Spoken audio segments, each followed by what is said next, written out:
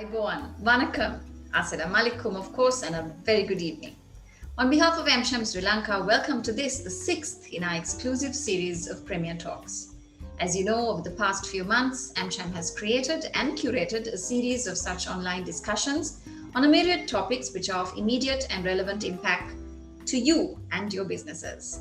We at AmCham Sri Lanka are pleased to continue as your knowledge partner, bringing you the expert insights, experience, and expertise of a diverse range of topics and speakers, and especially here today as we head into the sixth in this exclusive series.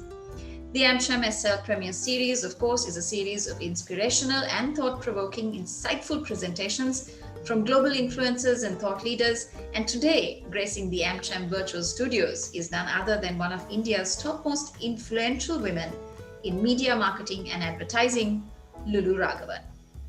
Lulu, welcome to the AmCham Sri Lanka Premier Series. Thank you so much, Rai. It's a real pleasure to be on. Lulu Raghavan is a leading authority on branding and design in India, where she currently serves as the Managing Director, Landor Mumbai, a global branding and design consultancy consistently ranked at the top in brand equity agency Regner. She has worked on large branding assignments for some of India's most respected companies, including the National Stock Exchange, Mahindra, Godrej, the Aditya Birla Group, and the Taj Group, obviously among others.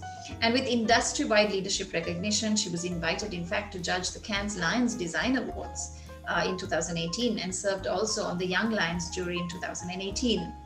Lulu is passionate about equality and has been an active champion of women at work. And in 2019, she was named one of the most influential women in India in media advertising and marketing by Impact Magazine, top 50 no less. And more recently, in 2020, she was recognized by the AACSB as one of 2020's most influential leaders. So jumping right in, let me begin by asking you, Lulu, how different is branding to marketing? Is it different? And why is it an important distinction, if so? Firstly, a very good evening to everyone. And I want to check with you, Rai. My video hasn't started as yet. There it is. I knew that something was wrong. Anyway, it's lovely to be on this. And you ask a very pertinent question, because sometimes people say or think that I'm a marketing expert. But actually, I would say that I don't know marketing that much. I'm a brand expert and a brand evangelist. Maybe to those outside of our industry, it may seem like a small nuance, but let me unpack it for you. Actually, the word brand and branding itself are not interchangeable. Brand is about what you stand for. Branding is how you communicate that through all the touch points of the brand.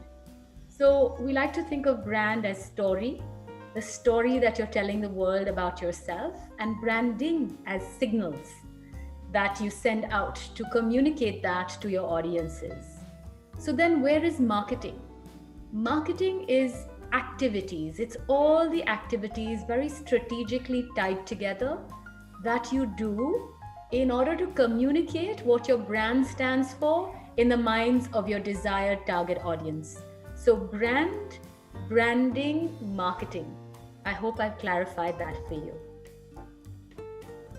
Something that I have to agree very much with you on. In fact, I had a recent conversation with someone along the same lines where I said, I'm not a marketeer. I don't consider myself a marketeer. But if you talk to me about branding, that is something that I understand, something that I'm passionate about.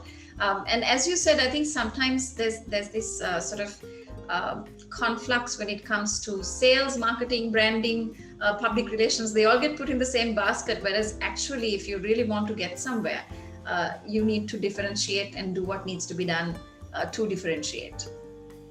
Absolutely. And so I'm very glad that you asked that question in the beginning of a branding discussion so that we're all on the same page. So Lulu, what would you say then are kind of the core tenets of brand building?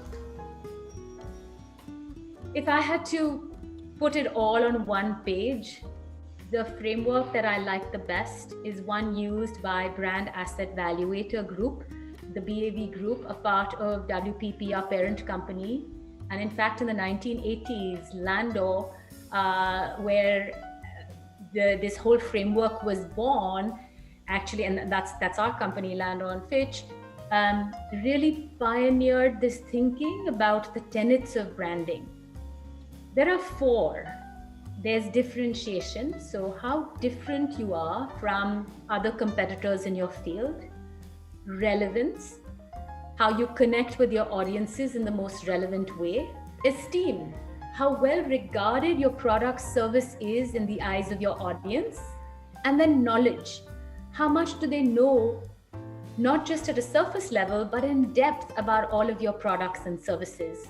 And there's a newer one emerging these days, which is really energy or momentum, which is how fresh, vibrant, innovative your brand is. So I would say the pillars are differentiation, relevance, esteem, knowledge, and energy or momentum. And what's interesting is that all our BAV work has shown that brands are built in that order. You establish differentiation first, then you grow in relevance, you build esteem, and then knowledge. So it takes a while to build that knowledge because you have to get the word out to a large group. And now if you plot these in a 2x2, you have brand strength on one axis and brand stature on the other. The brands in the top right-hand quadrant, which are high on brand strength and stature, are in the leadership quadrant, and that's the ideal place to be. So a brand starts off in the bottom left, makes its way to the top, and you have to be really careful that relevance and differentiation don't fall and then you come into the bottom right quadrant where you might be undifferentiated and begin to lose your price premium and essentially become more commoditized or tired as a brand. And this framework is interesting, right? Because in BAV, we can see that brand strength is a leading indicator of the business. What I mean by that is those that are falling in relevance and differentiation, it very shortly will see difficulties as a business. But you might take comfort in the fact that your brand knowledge, your stature is high, but actually that's a lagging indicator. Your stature can be high, but your business might already be tanking. So always keep an eye on relevance and differentiation to understand how strong your brand is in the minds of your audiences. Right. So how would you say that, so if, based on those four tenets, and as you were just saying, where you land in the quadrants, would you say that brand building, brand communication, brand development, brand equity, these are all words and phrases we have out there. How would you kind of break them down and categorize them? Oh God, we've made things so difficult for us, right? Folks in other parts of the company must just hate us, the brand people with all of this jargon. But I do think they're all different things. So let's take each one. Brand building, it's quite simply anything that you do to build the reputation of the business. I think the important thing to understand here is brand is not a communication thing. It is the most important asset of the business. Brand is business, business is brand.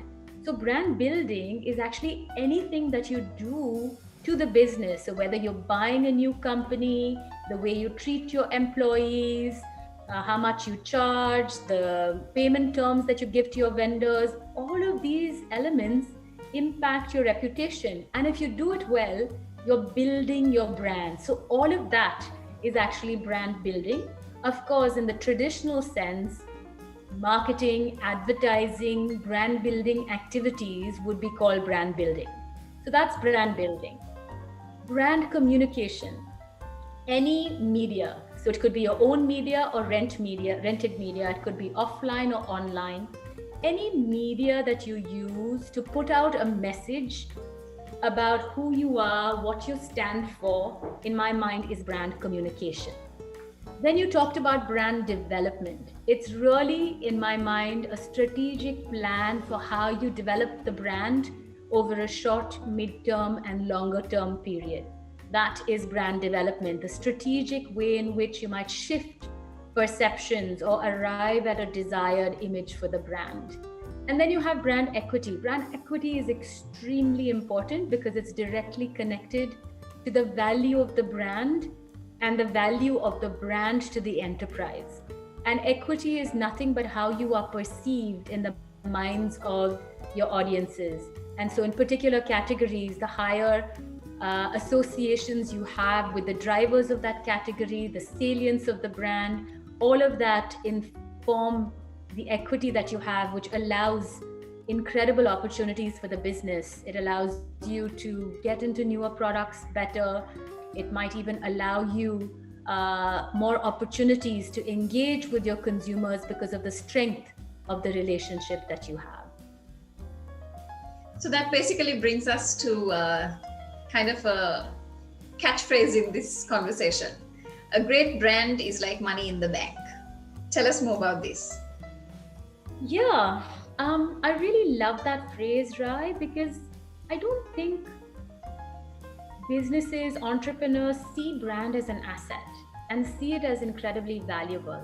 They probably see it at best a logo, an advertising, something related with PR or the colors.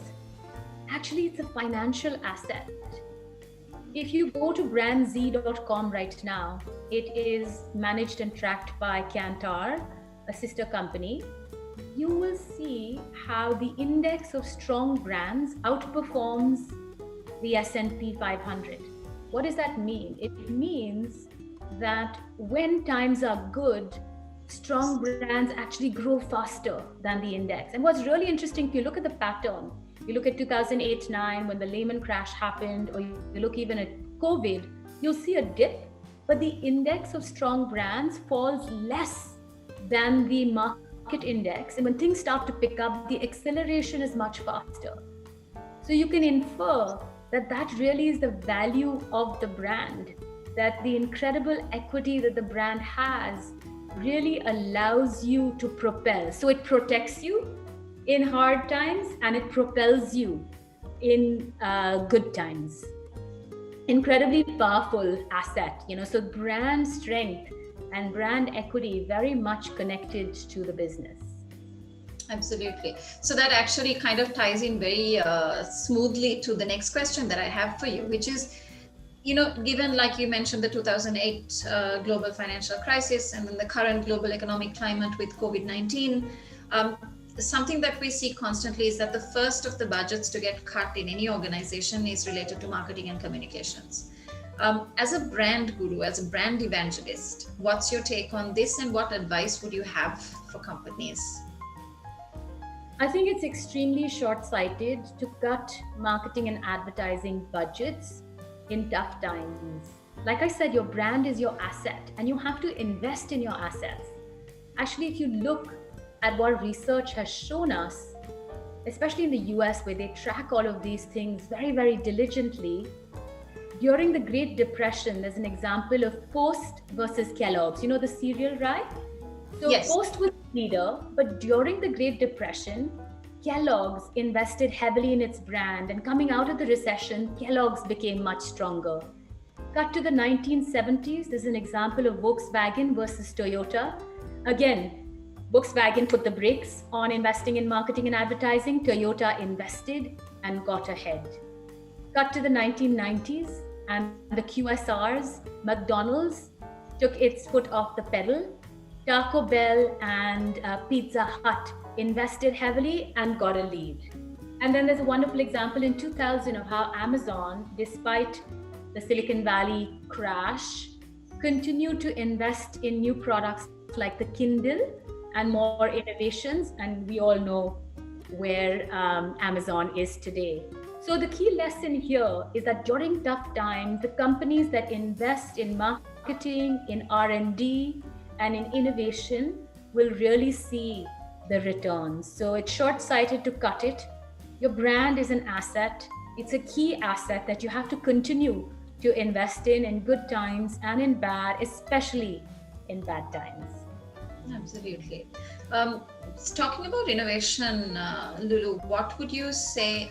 I mean, as much as it is important for us to innovate in terms of product and in terms of service and our offering, for any sort of industry organization, What about innovations in brand communication and in actual, the building of your brand and that sort of thing? How important would you say the synergy between innovation and brand equity is?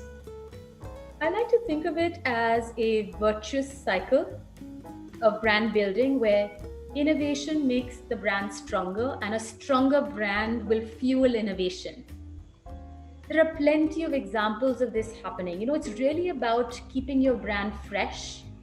There are three layers. There is the core product, then there's the services and experience layer, and then there's the wrapper, which is the branding. And innovation can happen at any of those levels.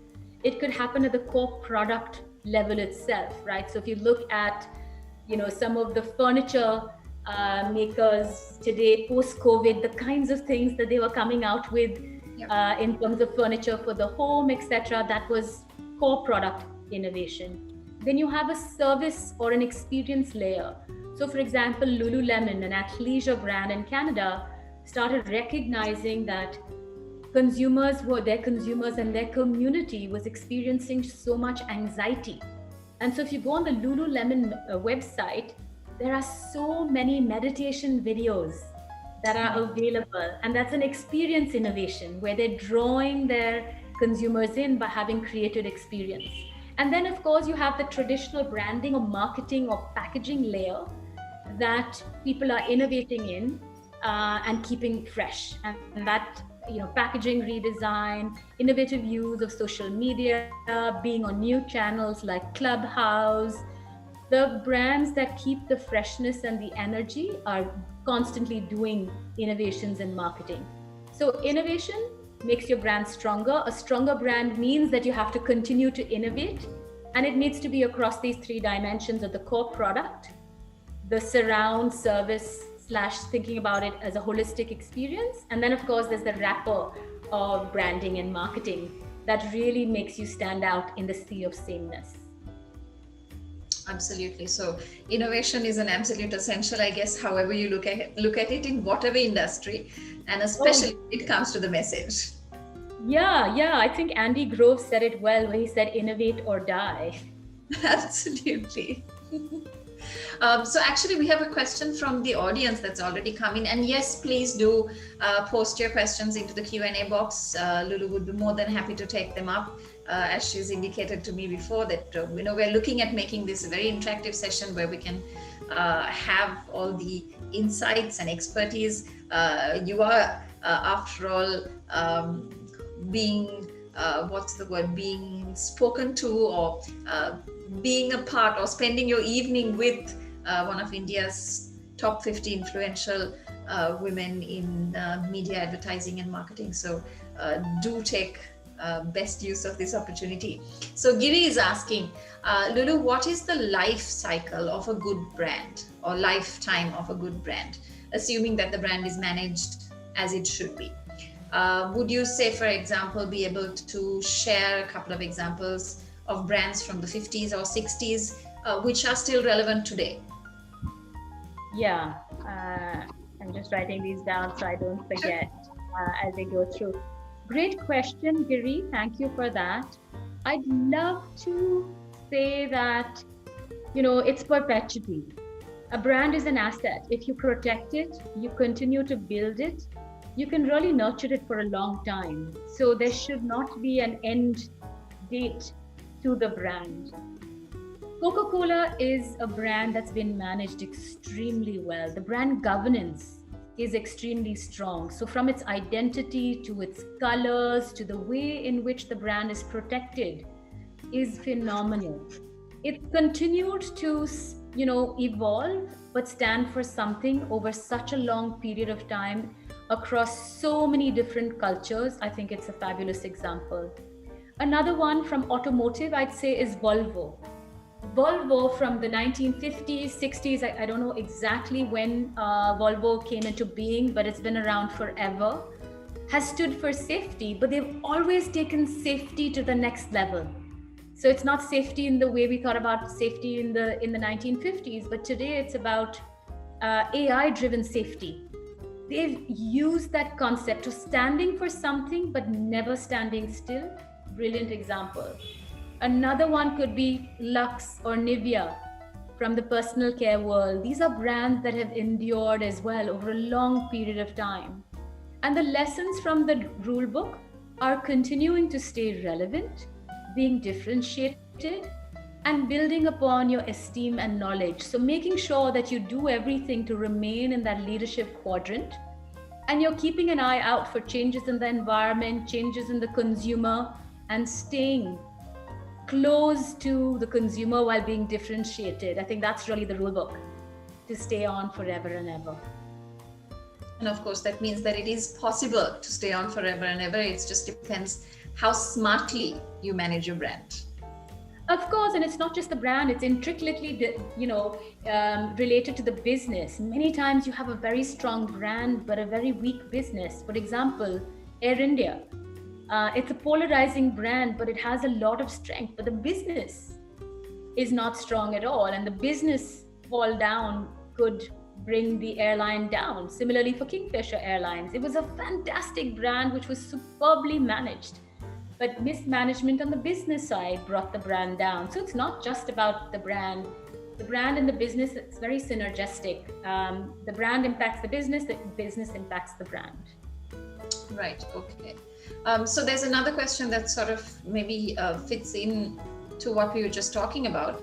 Abhishek asks, how can we develop a brand from scratch to the sort of heights that you are speaking of? So for instance, other than innovation and product differentiation, which are the basic tenets that you would follow, is there anything else that you would throw in there as like maybe the abracadabra of building your brand to that height? As boring as this may sound to Abhishek, the way to build a brand is consistency. You got to stand for the same thing day in and day out. And you've got to maintain that meaning of the brand as you evolve. So Volvo, going back to that example, they never got bored of safety. They haven't got bored of it. And they've taken what you might call something that's quite hygiene for the category. It's not as though other car brands are not safe, but they've really taken safety to the next level, and they've stayed consistent. I think what happens in marketing and advertising is, we like the new thing, the shiny thing. And so we love to change positioning, we love to change packaging, changing identity, and that can actually lead to a downfall. So consistency in what you stand for from a branding perspective will really take you to brand heights. As we say, branding is a journey, not a destination. And that consistency is extremely critical in building a very strong brand. Great. So there's coming right back into that again. Kapila is asking, does brand innovation play a key role once the brand has attained mature status in its life cycle? I think it's at, today, Rai, it's not just at a mature level. Why do you even exist? With all of these startups, one of my biggest gripes with startups is they get into a space which might not even be differentiated. If you really interrogate the question, why do we exist? Why do we need to exist? Why does Sri Lanka need another telecom brand, another beauty brand? Unless you have a differentiated reason to exist, a new way to add value to the consumer's life, you shouldn't be in business. So for me, innovation is at every point of the life cycle. It's from the get-go. You speak to any VC or investor today, the first thing they'll ask you is, how are you going to stand out? Who is your competitive space? What are the broader set of competitors? And why is it that your product or service or idea is going to win? You can't leave innovation for some later stage. That's a very old world manufacturing point of view. Today, it needs to be baked in to your thought process from the get-go. Right, okay. So there's another interesting question which brings us down to the, I suppose, the age-old clash or conflict between the brand and marketing side of things and the chief financial officer. For a successful brand building, is there a standard marketing budget that a company should have?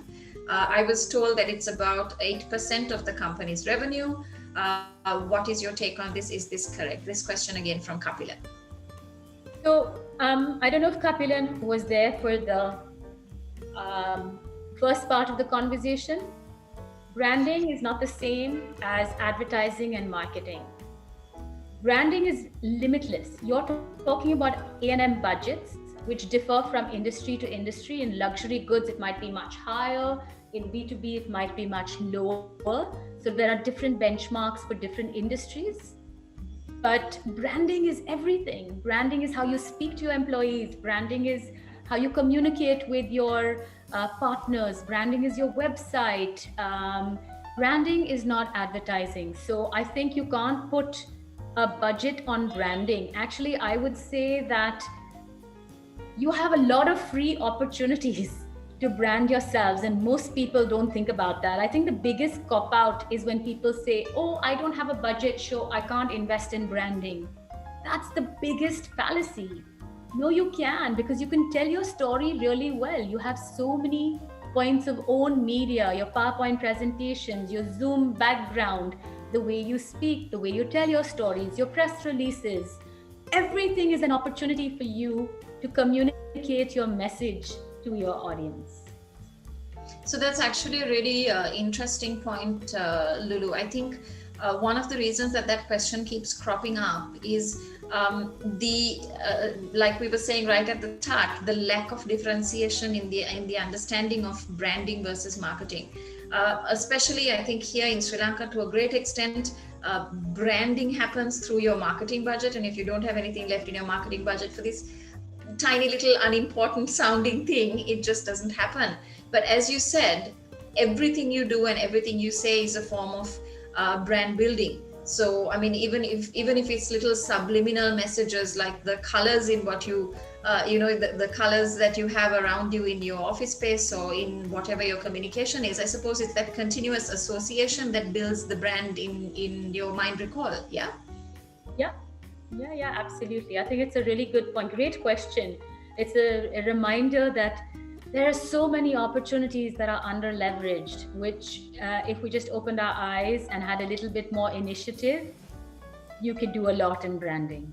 Branding doesn't require budget. It just requires initiative and imagination, some discipline and execution capability, because you got to do it day in and day out. Absolutely. So another question from Giri again. Giri says, so we know of theories where planned killing of a brand has been practiced.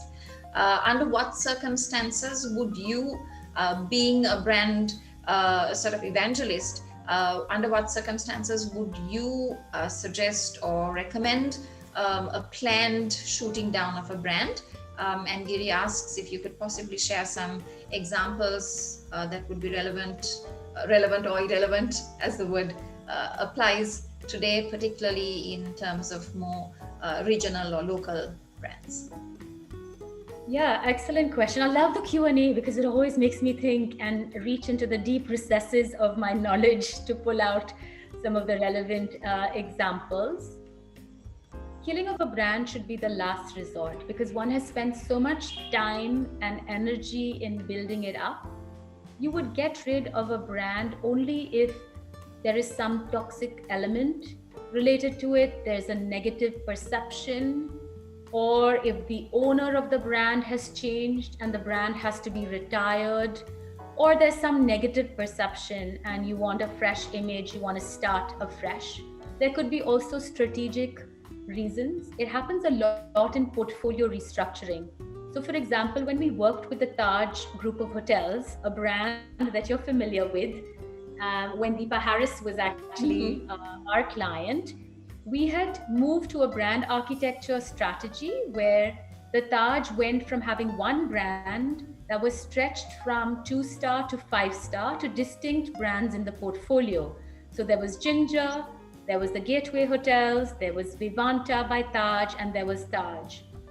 4 or 5 years later, as the business environment changed, consumer preferences changed, the leadership changed, we felt that the Taj had one too many brands to manage, and the current management decided to retire the Gateway brand and just focus on 3 brands in the portfolio.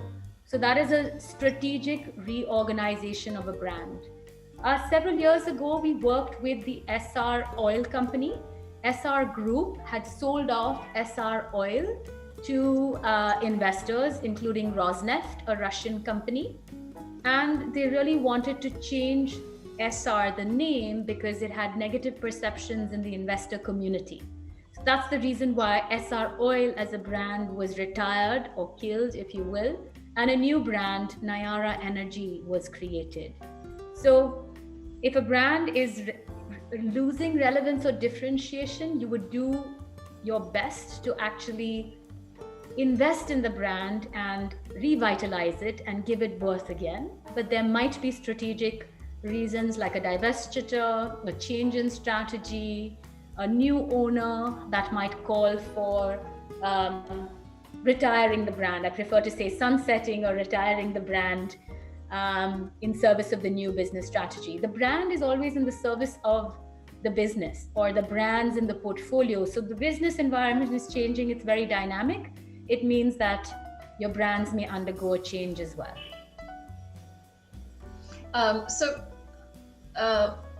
Rather than killing off or retiring a brand per se, what would you say would be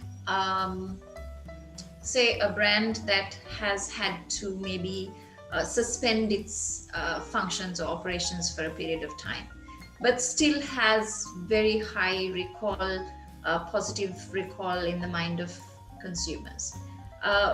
What would you say, what would your advice be to the owner of that brand in terms of what they should do with it rather than let it die a slow and painful death, I guess?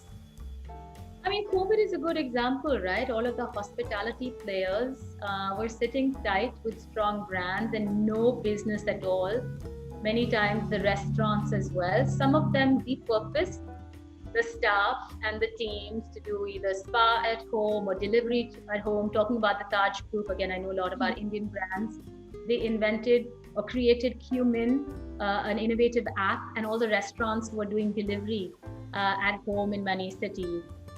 I think brand owners have to be patient because the value of the brand is incredibly strong. And then they have to use a lot of imagination to really think about how the brand could be resurrected and perhaps used in a completely new way. Sometimes brands can change categories as well.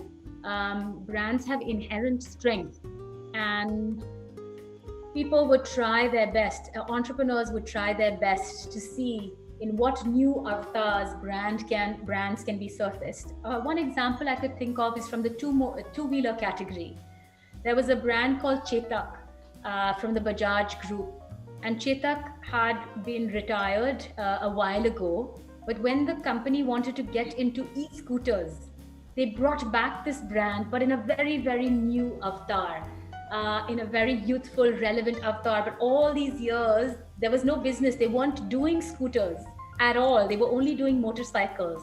And the brand had actually been put aside, but they took it out, invested in it, refreshed it, and are investing in it. And it's quite a success story today. And I suppose there you get the chance to play on the good old memories of the brand and the brand's equity there. So again, a good brand is like money in the bank. Exactly. And it's so much more cost effective than trying to create a new brand. You know, the whole process of finding a legally ownable, trademarkable name is difficult, creating meaning, building equity in the minds of the audiences. Branding is not for the faint-hearted. You know, it's tough. I think people underestimate how difficult it is to day in and day out be building your brand. Every employee, every entrepreneur, every owner has to be the chief brand officer. It can't just be the person who has the official title. Completely agree with you there. We're all brand ambassadors for everything that we are a part of, and we must continue to do that. So two interesting questions again. Chaitika asks if you want to enter a new brand into a highly competitive segment, such as, for instance, tea, soap, or toothpaste, what would your entry strategy be in terms of brand, Not in terms of the product or innovation or that sort of things, but in terms of the brand, what would your advice be on an entry strategy? Brand personality is very underrated, or voice of the brand. When you enter into a new category, maybe you can have the same product, but the voice, the philosophy, the way it comes to life, the communication can be super interesting. You hang your hat on a very unique point of differentiation. So, for example, I don't know if you've been following the Sebamed versus Unilever soaps war in India. A soap is a soap is a soap, but Sebamed decided to play up on the pH value of soaps and said that its soap, it actually didn't do anything very different. It's not innovation. These soaps have existed, their soaps have existed. It played on this 5.5 pH value of soap as being scientifically right for the brand and created this whole storytelling around it and a point of differentiation. In the short term, it certainly got them eyeballs. Is that a great long-term strategy? Only time will tell. But sometimes communication can really help you stand out, and brand personality is very underutilized. And so the warmth of the brand, the way the brand speaks, the way it communicates, all of that could be a very interesting point of differentiation in categories where product differentiation is not possible, or as the person has said, innovation is not an option. Plenty more questions coming in. So this one from Malik. In a B2B duopoly market, what areas would you focus on heavily in order to set or maintain a higher price? I think that's a great question. I'm such a strong believer that branding is super valuable in B2B. Actually, Bain & Company has a very interesting study called the Elements of Value in B2B. And they talk about, if you can go online and search for it, Bain Elements of Value, there are about 32, I think, different elements, functional and emotional. And a combination of these can be used to create the value proposition that garners more value for you against your competitor. The perceived value. Now, what's interesting in B2B is in this part of the world, many times our clients and brand owners forget that perception of value can come from service standards. How well my B2B partner communicates with me. How on time is the delivery. It's not just the product itself, but it's the service and the experience that can actually make a big difference in commanding that premium. The other thing is that in B2B, a lot of the B2B brands talk about global or CSR, which of course is important, and many other elements which everyone else talks about. But at the end of the day, what drives value for the customer is how you treat them. How well are you listening to the customer? How are you responding to them? How proactive are you with them? And what's the level of professional service that you're giving them? And study after study, we have seen, even in categories which you might think that cost needs to dominate, perceived value through these other factors can create that space for premium. So Kapila and Kamal are both asking the same question. I'll club that together. In a brand valuation, do experts value the brand from a company brand valuation perspective or a brand equity perspective? So how Kamal put it was, how do you assess or measure your brand? Is it through surveys or other than professional valuation? So how would you answer this? Well, it can be quite sophisticated. The simplest method is talking to your customers and just understanding if they're happy or not. Everything doesn't have to be a research study, right? How often are you speaking to your customers, and do you intuitively know whether they're happy with your service? And quite simply, are you exceeding expectations or not? If you want to be a slightly more scientific or data driven about it, you could use the Net Promoter Score metric. It's very popular. NPS is used by many companies. It's very simple. If I go into a Kiehl's supermarket, for example, and I've done my shopping, and they ask you how satisfied are you with the service, how likely are you to recommend to others, and your NPS is arrived at. So that's a very simple metric of how the overall experience of the brand is related to satisfaction.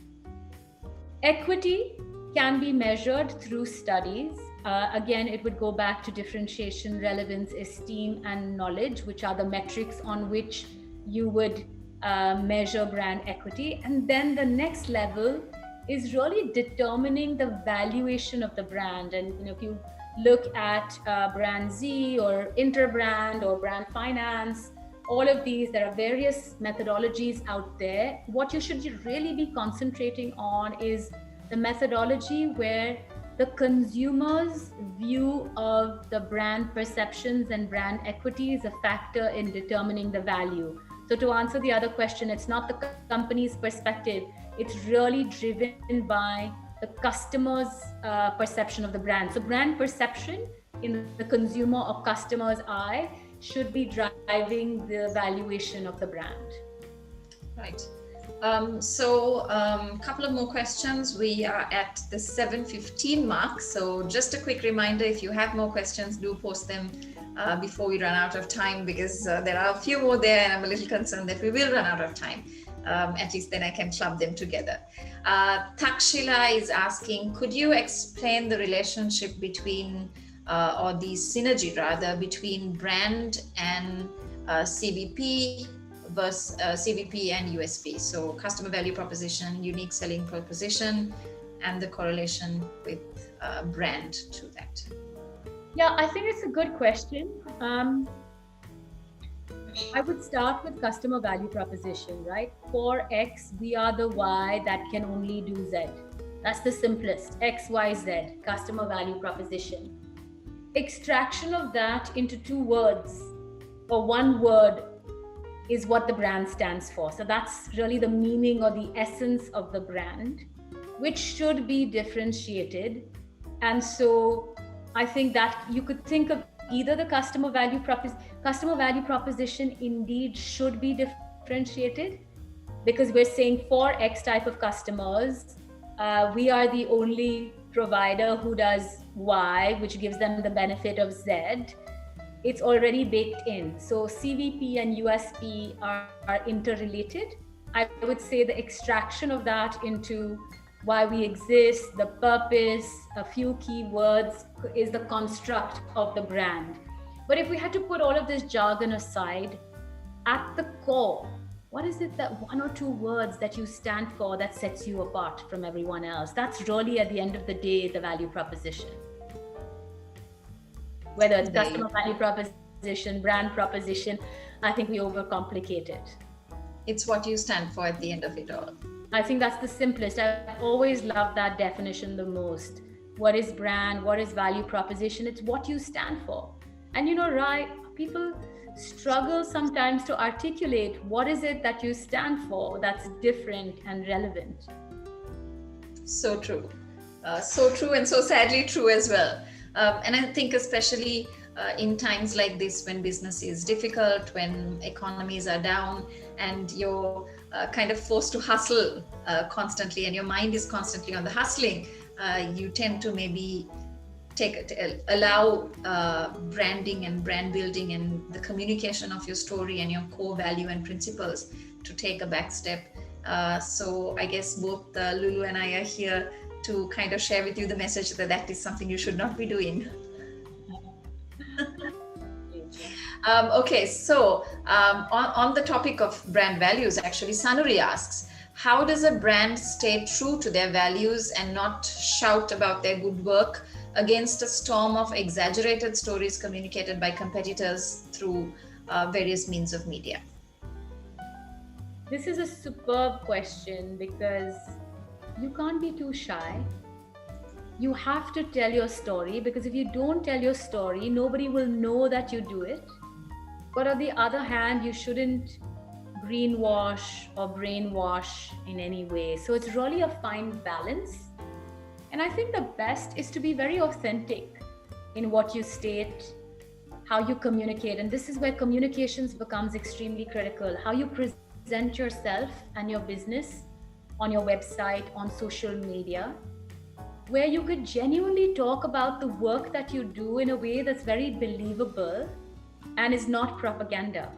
But I do think that you have to talk about yourself. If you're doing a lot of great work in your community, with the villages or the community members, or planting against deforestation and climate change, all of those initiatives, your stakeholders today want to know. So you can't keep that hidden. You have to find a way of weaving it in the narrative. And there are many brands who do a great job of that. In India, I'm particularly fond of Mahindra. They have a core purpose called Rise. And if you go and check out mahindra.com, the stories of each of the businesses around Rise will come through. And a lot of the good that the company is doing is presented for all stakeholders in a very non-bombastic way, in a very authentic, believable way, where you're very inspired to really know that Mahindra is doing so much for the community and beyond. So how you communicate it is as important as the fact that you must be communicating. Exactly. And what you communicate as well. You have to choose that. And also the why. Why are you doing it? Why is that cause so important to you as a company? The why is really important. Right. Okay, so next one. In a category where differentiation is difficult due to the current market environment, in functionality, can you do it with packaging? I guess the answer is yes, definitely. Oh, yes, absolutely. This is what a lot of the FMCG companies are using now. That, when a lot of the cost efficiencies in the supply chain have been attended to, where else can you drive value, right? Where do you drive increased perceptions of increased value of the brand? And it's packaging, and how attractive it is, the message about it, in a way that's a value add to the consumer, that creates greater recognition for the brand, that tells more stories about the product origin. Packaging is an extremely important touch point. It used to be the first moment of truth. Today, online is it continues to be, they say online is the zero moment of truth, or ZMOT, as P&G would say. And FMOT, or the first moment of truth, is in the trade environment, and usually it's packaging. And so packaging plays an extremely important role, and it's hugely strategic. CPG companies recognize the value of it, and other companies these days, even B2B companies, are realizing the value of the packaging. After the logistics companies like Amazon and FedEx showed that, the packaging is so important. Very interesting viewpoint indeed.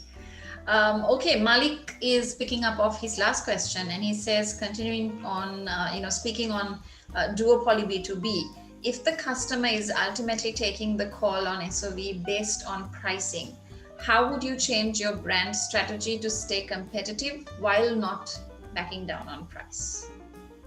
I'm in professional services. I face this challenge every single day. Absolutely. The answer is increasing perceived value. So understanding where is the value coming for that particular client. Is it getting it done faster? Is it bringing in a global expert? Is it access to particular resources? Is it highlighting a key benefit? Perceived value is not standard or homogeneous. It's different for different customers. So can you take the time and the trouble at a macro level in a forensic way to understand the elements of value, going back to the B2B study? What is it for that customer in that industry is driving added value? Added value is a good way to think about how you can still sell without dropping your price. Right. So it's essential basically to understand your end consumer before you can kind of make those calls and those changes, I guess. I know it sounds so simple and basic, elementary, right? But we don't do it. How well do we really know our consumers, our customers in the B2B realm? How often do we speak to them, and how often do we speak to them about their anxieties as well as their aspirations? I think really having a grip on that can help you find those opportunities for actually increasing value. And then there's the perception of value. Going back to the product, the service, the experience, and then the packaging, right? Which is the wrapper. You've got to work on all three. The actual thing has to change. You've got to add value, and then the perception of value you have to work on as well. Absolutely. So, I mean, it's been, I must tell you, a very eye-opening and interesting conversation for me as well. I guess also to a certain extent, and this is, a personal thing for me, hearing you, a lot of the things you had to say, it kind of validates a lot of the thoughts and ideas that, I mean, coming from you, I'm happy that we seem to be on the same wavelength and the same page in terms of what we're talking about. So I think that's it for questions. 7:23, we have a couple of minutes more, and I'm going to throw in a quick fire and ask you, Lulu, what would you say are your top 3 evolutionary tips for brand custodians, who've been in there a long time? Maybe they're losing sight of the game, maybe things are getting tedious, things are getting tiresome. What would your top 3 evolutionary tips be for them? So my top 3 evolutionary tips: number 1, keep scanning the environment. What's happening in other categories? What's happening in India, neighboring countries? What's happening in Asia? What's happening in the world? So the scanning of the environment is really important. I was speaking to a CEO the other day, and he said during his tenure at the last company, the one thing that he didn't do well was to scan the environment. And so the world around was changing, but he was, stuck in his company. And so stepping out to scan the environment is a great space for inspiration. The second is keeping a pulse on the consumer. A lot of good marketers are relentlessly curious about how the consumer is changing. And step out of your office, step out of your desk, away from your computer, walk the environment in which your consumer is living in, whether it's the retail trade environment or the clubs where they hang out, the spaces where they congregate. Keep an eye on the consumer. It could be done by secondary research, but the best way to do it is primary research. Nothing like observation yourself. Don't delegate that part of it. And then the third one is your mind has to be super innovative and imaginative to keep your brand fresh all the time. You have to keep thinking about, what can I do now? What can I innovate in? What can I put out that says something interesting and exciting about my brand? So scan the environment, keep a pulse on the consumer, and keep your brand fresh. Great, interesting ones, and definitely essential, I think, as you said. So the exact opposite side of the coin. Top 3 tips for brand newbies. What would those be? It's actually not much different. I would say you've got to stay close to the consumer. Sometimes as a brand newbie, you could be very seduced by what the company is saying. And the truth always comes from a triangulation of the company truth, the consumer truth, and perhaps the product or the brand truth. So stay close to the consumer. If you're consumer-led in brand strategy, you can never go wrong. So you got to be the voice of the consumer. And many times we forget that. Second, look everywhere for inspiration. If you're doing automotive brand strategy, for heaven's sake, don't just look at automotive brands. Look at other brands, what they're doing, how the world's changing, right? So again, look outside for inspiration, not just within your category. And then the third one is learn to spin a good story. At the end of the day, brand newbies have to learn to seduce. This game is about seduction and storytelling. So if you master that craft, then you would be on your way to being a good brand strategist. Wonderful advice indeed. Thank you so much, Lulu, for the last hour, which has been absolutely inspirational and insightful. I think it will bring a whole new perspective to brand marketing, branding, and sales, as we were talking about, a whole new definition and a whole new understanding of what it each means. Truly, on behalf of AmCham Sri Lanka, and of course each and every one of the viewers we've had here with us today, my sincere appreciation for taking the time, sharing your insights, and sharing all your expertise with us. Thank you so much. I must say, truly appreciative for the questions. These are very unique questions. It's not the regular questions. So your audience are really the brand enthusiasts and marketers or brand owners who are very passionate about brand. So I could see that the level of questions was awesome. I really enjoyed it. Thank you to AmCham and to you.